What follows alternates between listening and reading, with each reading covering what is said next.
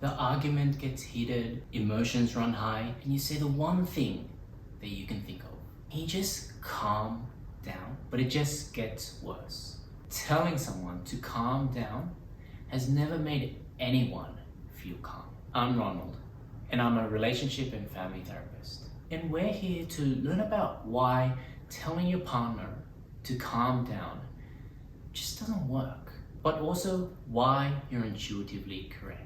That being calm is actually essential in managing conflict. Telling someone to calm down is an attempt to control a situation that is getting out of control. And unfortunately, people don't respond well to feeling controlled. Accompanying control is a feeling of oppression. There's a sense of disempowerment. It creates a power imbalance. And escalation, or getting angrier, is an attempt to recalibrate that imbalance, to reclaim power and control. It can also be perceived as invalidating and minimizing. It can give off the message that what you say is not important enough to be heard, further emphasizing the power imbalance. Now, intuitively, we've known that staying calm would help remedy an escalating situation. It's only been with the development of neuroscience we've now been able to explain why. Using my hand to model the brain with the thumb in the center and my fingers wrapped over the top. This is a simple model of the brain. The wrist represents the lower part of the brain, responsible for automatic functions such as your heartbeat, breathing, body temperature, hunger, and sleep. The fingers represent the upper part of the brain, responsible for more complex functions, such as abstract thinking, decision-making, and empathy. And in the center of the brain is a thumb, representing the amygdala. It's the part of the brain that is responsible for responding to threats, and it activates our alarm response, the fight, flight, freeze response. This is our survival mechanism that keeps us safe from danger.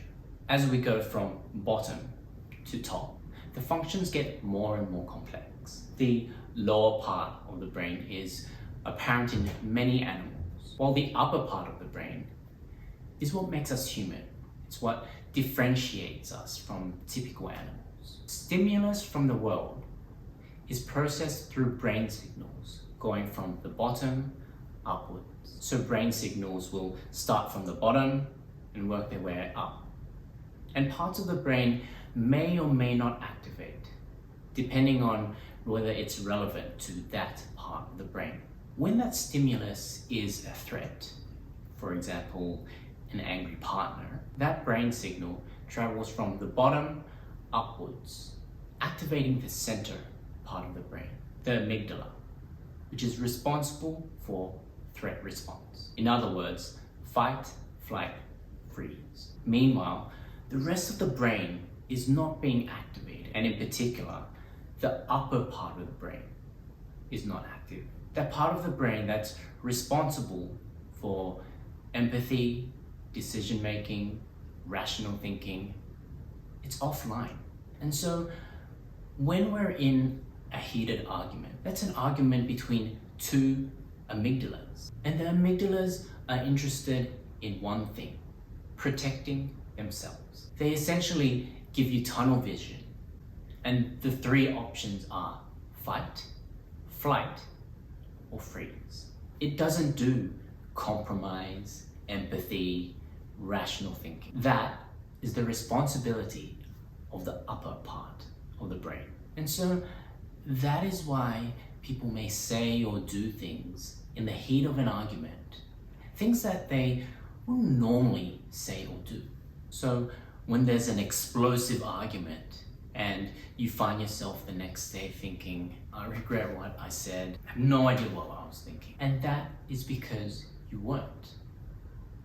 At least not with the upper part of your brain. But you realize this later on. Once you've calmed down and you've had the chance to reconnect with your empathetic part of the brain.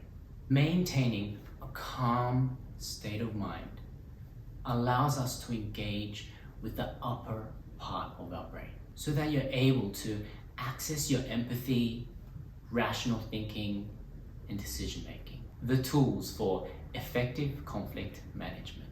So now we know that staying calm is key to constructive conversations. We've intuitively known this, but we've just been going about it the wrong way. So rather than telling your partner to calm down, agree with your partner to just take a time out before things begin to escalate.